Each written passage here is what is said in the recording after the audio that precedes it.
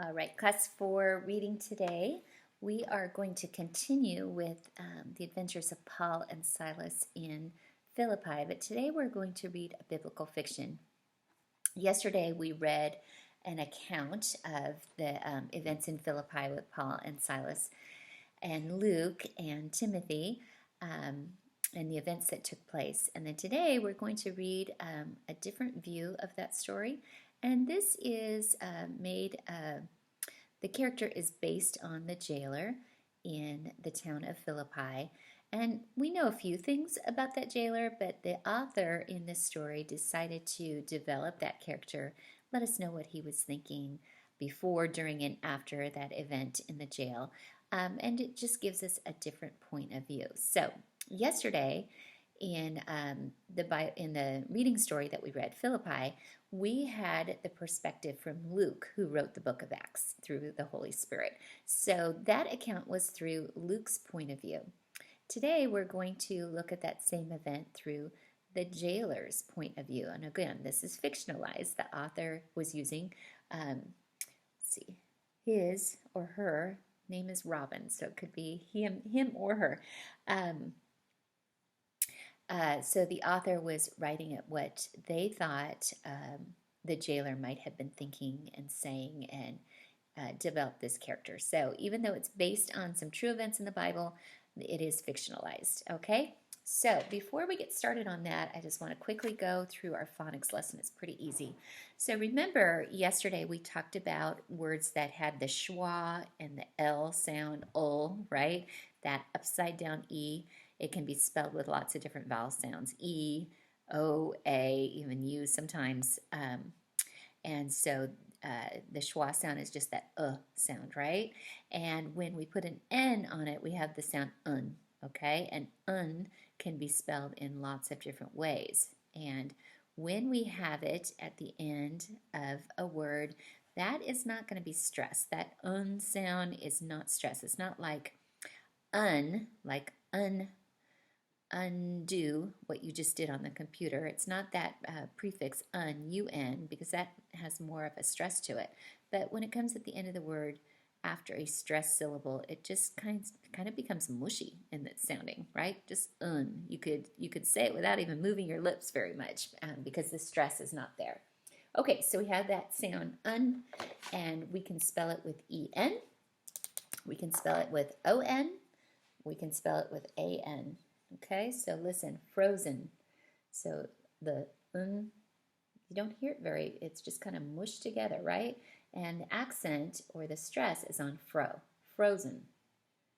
Sermon, organ. So we have the stress on the first syllable, and then these sounds right here, we don't really enunciate them. We don't say frozen, we say frozen, right? We don't say sermon, we say sermon. We don't say organ, we say organ, right? We have that schwa sound at the end. The stress is on the first syllables. That's what you're going to be working with on the phonics side of your paper today. Okay, so let's get into our story. It starts on page 384, and it's called Saved. Okay, so the character's name is Clement, and he is a Roman prison guard. He is a Roman soldier in charge of the prison, okay? And you can see from the title, what do you think about this title? Why do you think it's called Saved? Okay, well, Clement has a problem with this word saved. He's heard it from Paul and Silas, and he just doesn't quite have an idea of what saved means. So we're going to be looking at that. And we're going to think about three things as we read this story. It's going to be part 1 today, part 2 tomorrow. But we're thinking of three things that Clement was saved from. Three things that he was saved from. So keep that in your mind as you're reading. And we also want to think about the questions Clement had about being saved. He had a lot of questions, so pay attention to that when you're reading. And then we're also going to be looking at cause and effect. So we've done this before.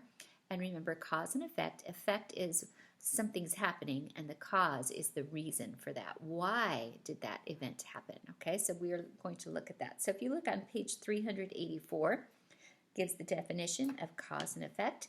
The cause of an event is why it happens, and the effect is what happens. All right, so we can see in that chart that we have a cause and effect, and we're looking for the reason is Paul was put in prison, and what was the effect of that? That Paul was put in prison. So we're going to be focusing on that as we read. Okay, I'm just going to get you started, and we'll read together, and then you'll finish part 1 all on your own. Okay, so it starts with questions on page 386. Clement hurried around a corner and stopped suddenly. The strangers that people had been following around the city were holding a meeting right in front of him. Clement had learned that the leader of the group was named Paul. Stirring up the crowds again, Clement muttered under his breath. Clement knew that one of the richest merchants in the city had already fallen under Paul's spell. Okay, so a merchant, remember, is a person that deals in business, and let's find out who that merchant is. Lydia had invited the group to stay at her home. Remember what Lydia did? She was a seller of purple cloth, so she was the merchant, all right? Lydia had invited the group to stay at her home and announced that she believed in their God.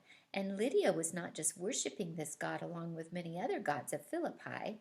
She believed he is the only God. So this is from Clement's point of view, and he's seen that Lydia is not somebody like the rest of the people in the town that believe in many false gods. She's saying that there's one true God because she's discovered the one true God. Okay, so page 387. As Clement began to work his way through the crowd, he heard a high-pitched cry. These men are servants of the Most High God who come to tell us the way of salvation. Oh, Chloe, he thought. Everyone in Philippi knew about Chloe.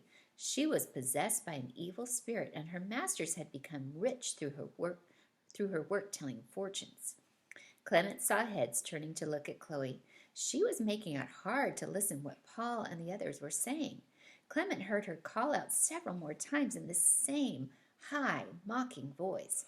He wondered how long Paul would be able to put up with her. And then something Paul was saying caught his attention. Okay, so what is it that catches his attention? So you're going to finish reading part 1.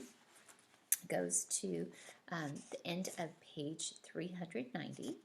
Okay, and then you are going to complete page 263 in your workbook. So remember, you're looking for cause and effect. So on page 263, you are going to read the event, and then you're going to think why that happened. So you're looking for the causes of the events that happened. So you're thinking, why did that happen? So read all of your selections carefully, okay? You read the statement really carefully. You read all your choices carefully, okay?